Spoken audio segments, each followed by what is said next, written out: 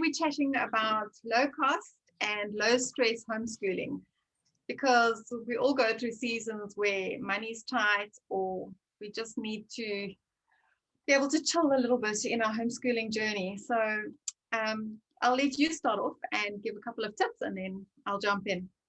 Oh, I think that we're living in strange times, and people lose jobs. Moms get overwhelmed. Some moms have to work outside as well. You know, you've lost an income, or even if you just feel like you and your children are on a hamster wheel all the time and always trying to play catch up.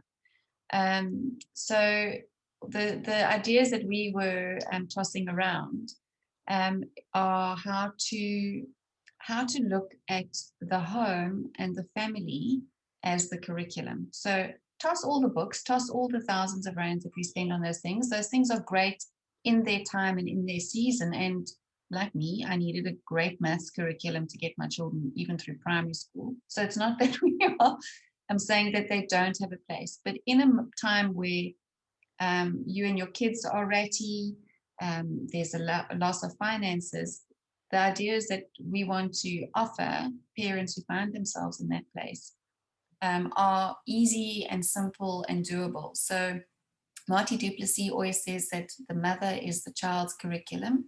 Well, let's extend that analogy and say the home, the family, the people in the household, grandparents, older siblings, mom and dad, are the curriculum.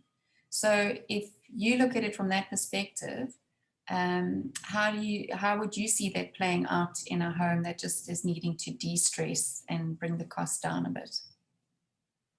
Well, I think one of the easiest things to do is to share with your kids what you know and what you love. So if you're a mom who loves cooking, you teach them to cook and to bake. If you're a mom who loves sewing, you teach them to sew. If you're not a domestic type at all, but you've got a passion for building websites, then you teach your kids how to build websites or do graphic design. Whatever it is that you know and love, you can pass on that information to your children. And that is life learning. I've got a friend who's passionate about babies, and actually in her 50s, she studied to become a midwife. But her kids are so well informed about how to care for babies, how to breastfeed them, how to, raise them so that they sleep through the night. And it's just, they've soaked it up. They've never studied a book on anything, but they've just soaked it up because it's what their mom loves and what she does. And those are things that every child needs to learn if they're going to become an adult and a parent one day. So even if that's not your passion, whatever it is that you know and love, you can start with that. Absolutely. And then the other thing I think that's easy is just to look at, what do you have in your home? What do you have on your bookshelf that you can use? Maybe you've got I used to have some books on wildlife that my mom gave to me, and they were probably 20 years old, but it doesn't matter. A wildebeest is still a wildebeest, even if the book that's 20 years old. We can learn about wildebeest or fish eagles or whatever it is. And then, like for me, I love reading. So I would read to my children, and that's always easy to do on a budget. You can get from the library or just read what you have, borrow from friends. So, and that's a great thing to do also if it's a time where you need an easy way out because you're perhaps ill. You can just lie in bed and read to your kids or get them to read aloud to you. So you've just got to look at what you've got and use that, and not think that it's not valuable because it doesn't come from a curriculum supplier with a high price tag on it. Yeah, absolutely. And then by extension of that, there's an age range in the home, and older children are amazing in teaching younger siblings, often just through play. In fact, a week or so ago, we were having such a big laugh as a family because I've always enjoyed Andrew Lloyd Webber's shows. I was raised on them with my mom, and I used to play Cats, the music from Cats, and then I read to the children when they were little all of T.S. Eliot's poems, which the play or the musical is based on. And my oldest daughter, I think she must have been about 10 or 11 at the time, decided she was going to put on her own play of Cats. and she designed the costumes for all 4 of them. They practiced it for weeks.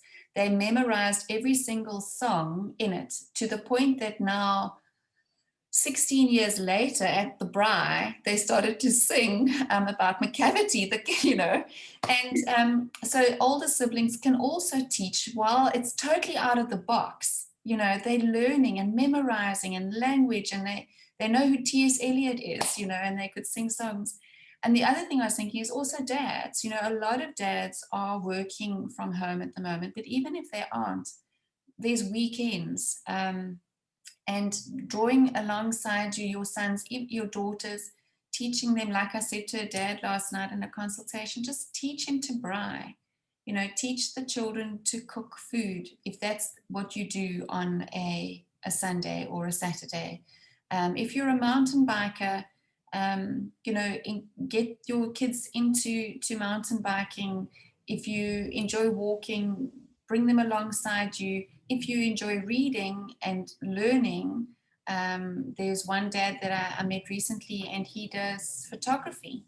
And he's now got his kids these little cheapy cameras, and they go and take photographs together. And everybody in the home has something to offer somebody else. And we need to not minimize that, like you're saying, in favor of a curriculum that's expensive.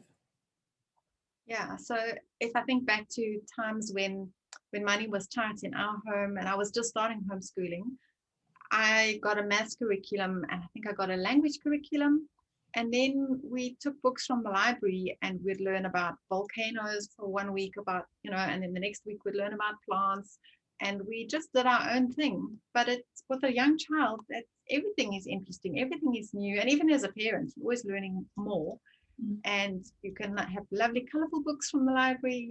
There's really great stuff that you can get. So you don't have to spend a vast sum of money to get a good education.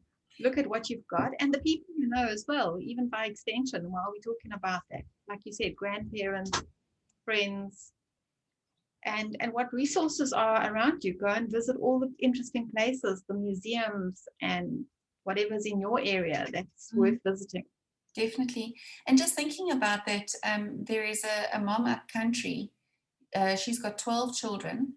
And I remember doing an online homeschool expo with her, or conference with her. And she mentioned in that that for primary school, the only thing that she uses to teach her children is the Bible, where they learn how to read and write from, through nature guides, and going out every single day and observing. And then in the home, service in the home, learning to cook, cleaning cars, learning to service engines alongside dad, whatever the home offered. And that's what she did for primary school. And you would think, okay, well, what is the proof that that kind of system works? One of her elder sons, I think he has mastered 5 different languages, as well as mathematics and everything. So that foundation that was created in that very low stress, low cost way, has given them that, what the Moores talk about, Raymond and Dorothy Moore, better late than early. Once that learning is in place, it will take off, and they will be able to follow their own path in their high school years. And that's seriously low stress when your child takes the reins themselves. Any closing thoughts? I think that's a great testimony. And I think as parents, we always wonder if we're doing enough and if our kids are going to end up being okay. And, as that testimony shares, if you just give them the basics and teach them how to learn, eventually, that self-motivation must come. And then it's up to them actually to succeed. But you've done your best. If you've taught them to be disciplined and work at home and pursue things that they love. Definitely. Well, lovely chatting as always.